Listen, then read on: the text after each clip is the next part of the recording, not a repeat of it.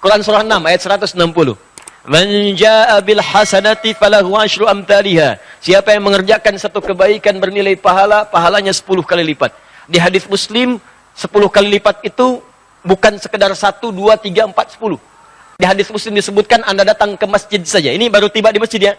Misal Anda belum sholat, belum bergabung ta'lim, baru nyampe masjid dengan niat ibadah. Itu sudah dapat 25 kebaikan. Langsung kata Nabi, jarak 1 ke 2 500 tahun, 2 ke 3 500 tahun, 3 ke 4 500 tahun. Jadi kalau Anda dapat 10, bukan hitungnya 1, 2, 3 sampai 10, tidak. 500 tahun, 500 tahun, 500 tahun, 500 tahun. Dan itu tidak mudah teman-teman sekalian. Ya, itu tidak mudah.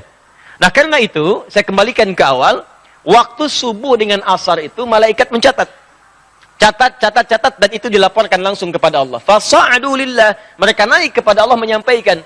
Kata Allah, sedang apa keadaan hambaku ketika kamu tinggalkan? Nah, kalimat ini ingat, kalimat ini menunjukkan bahwa Allah Maha tahu apa yang ingin dikerjakan oleh hamba, apa yang sudah dikerjakan dan sedang dikerjakan. Hanya ingin menunjukkan kepada kita bahwa malaikat tidak mungkin bermaksiat. Ya, jadi Allah nggak nanya pun sudah tahu. Cuma Allah ingin menegaskan pada kita sifat malaikat tidak akan khianat, akan menyampaikan seperti apa yang kemudian dikerjakan dan dituliskan saat mereka meninggalkan kita semua.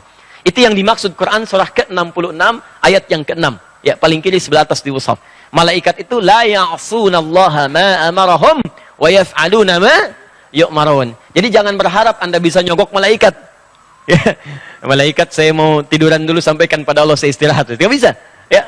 Jadi kalau malaikat sudah naik menyampaikan, disampaikan apa adanya. Maka kalau ada orang sholat disampaikan, ya Allah, saya tinggalkan hambamu, dia sedang khusyuk kemudian sholat kepadamu.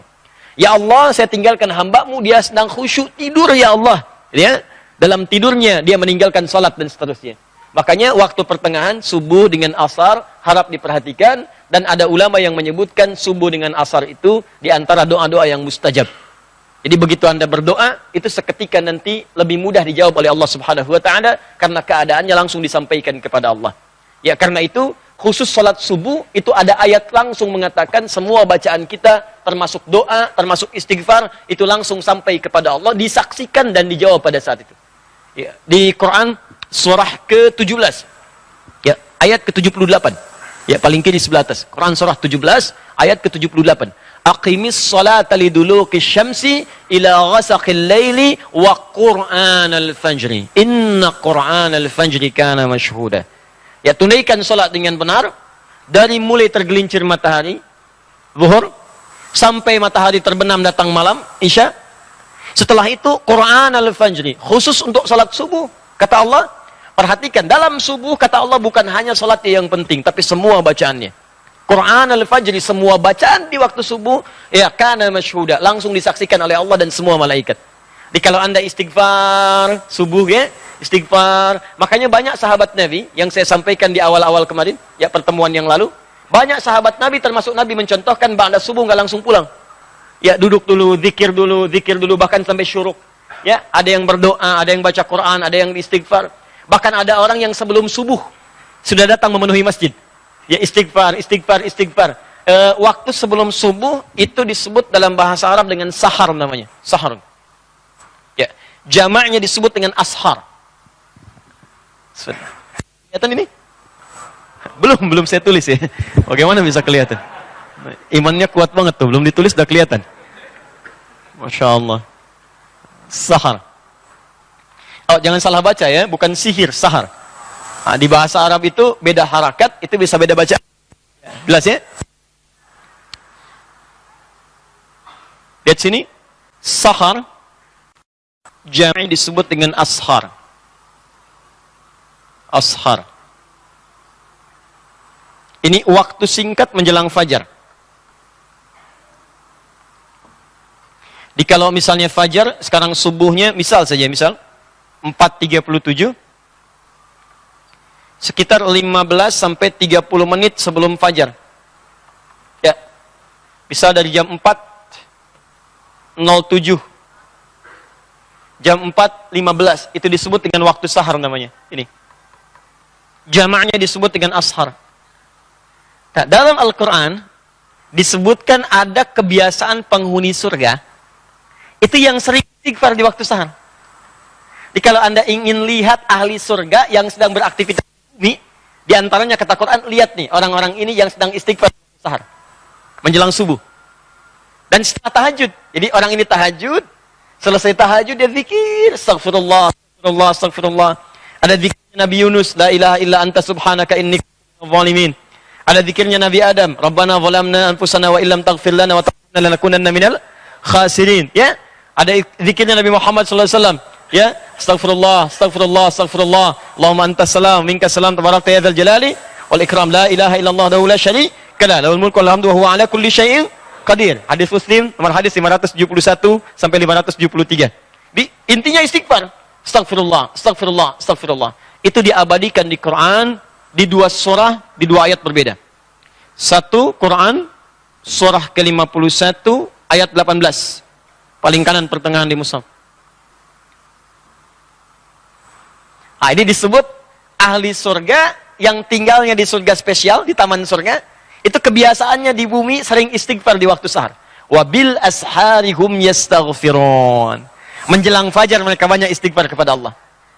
Ya, Anda bayangkan, saking paham mereka dengan waktu fajar, mereka nggak pengen terlambat. Sebelum fajar sudah datang. Ah, ini bedanya. Ya, maaf ya, saya ilustrasikan begini nih. Kalau ada pembagian sembako, ya, plus dengan uang 1 amplopnya 500.000, langsung di masjid ini, pada jam 4.37. Pertanyaan saya, Anda datang jam berapa ke sini?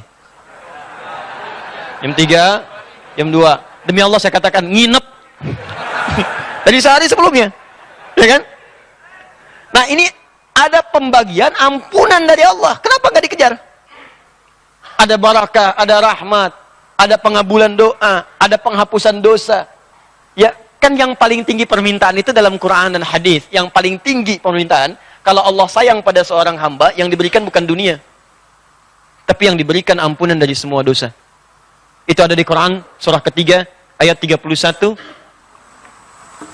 Paling kiri sebelah atas, dengan Quran surah kedua di akhir ayat 222. Qul in kuntum tuhibbunallaha fattabi'uni yuhibbukumullah wa yaghfir lakum dzunubakum. Kata Allah, katakan Muhammad, kabarkan pada umatmu, kalau mereka serius mencintai aku, buktikan cinta itu dengan mengikuti engkau. Ikuti tuntunan Nabi. Dari mulai bangun tidur sampai tidur lagi. Nanti Allah akan berikan cintanya, yuhibbukumullah. Saat Allah berikan cintanya, yuhibbukumullah, apa yang diberikan oleh Allah? Wa yaghfir lakum dzunubakum. Maka yang pertama, mengampuni semua dosa-dosanya. Makanya kalau orang sudah diampuni dosa, berubah dia jadi orang baik. Jadi kalau dosa sudah nggak ada, cirinya, ciri dosa diampuni dan sudah tidak ada, maka Allah akan menjaga orang itu dari perbuatan dosa. Ini mata misalnya banyak dosa. Taubat kita, diampuni dosa mata, maka mata tidak akan bermaksiat lagi. Di begitu akan bermaksiat, dijaga oleh Allah. Tinggalkan. Haram. Tinggalkan. Suara hati kita muncul. Disebut burhan namanya. Ya. Tangan pernah berbuat dosa, taubat. Nggak akan berbuat maksiat lagi, dijaga oleh Allah. Ya, maka muncul penjagaan Allah dalam dirinya. Itu yang disebut dengan wa yaghfir lakum dzunubakum. Makanya kata Al-Quran, Allah lebih cinta pelaku maksiat yang taubat dibandingkan orang soleh yang tidak pernah merasa salah. Ayatnya mengatakan, innallaha yuhibbut tawwabin. Allah mencintai orang-orang yang mau tobat. Tobat, tobat, tobat, tobat, dibandingkan orang soleh yang tidak pernah merasa salah. Paham? Nah, ada orang tiap mau subuh datang. Dia ngerti subuh itu banyak nih, didengar langsung oleh Allah, disaksikan. Nggak mau terlambat, kayak tadi, sembako di 4.37, nginep dari malam. Ada orang ingin mendapatkan ampunan Allah, dari sejak malam datang, tahajud, sholat. Bahkan saking pengennya mendapat ampunan, sholatnya serius. Mencontoh Nabi, 1 rakaat sampai 100 ayat. Ya, ada yang 200 ayat, Masya Allah. Ada yang ayatnya aja gitu kan. Terus bacakan, bacakan, bacakan. Begitu datang sahar, astagfirullah, astagfirullah. Nikmat, astagfirullah. Hadis qudsi mengatakan, begitu orang ini mengatakan astagfirullah, man istaghfara liya ghafartu lahu. Ghafartu lahu, maka aku akan ampuni semua dosa-dosanya pada saat itu. Itulah sahar. Ya, makanya orang ini akan digabungkan dengan orang sabar, kemudian orang yang jujur, orang yang khusyuk dalam salat, orang yang rajin infak, digabungkan dengan 4 golongan ini akan mendapat surga yang terbaik saat di akhirat. Itu ada di Quran surah ketiga ayat 17, paling kiri sebelah atas di mushaf.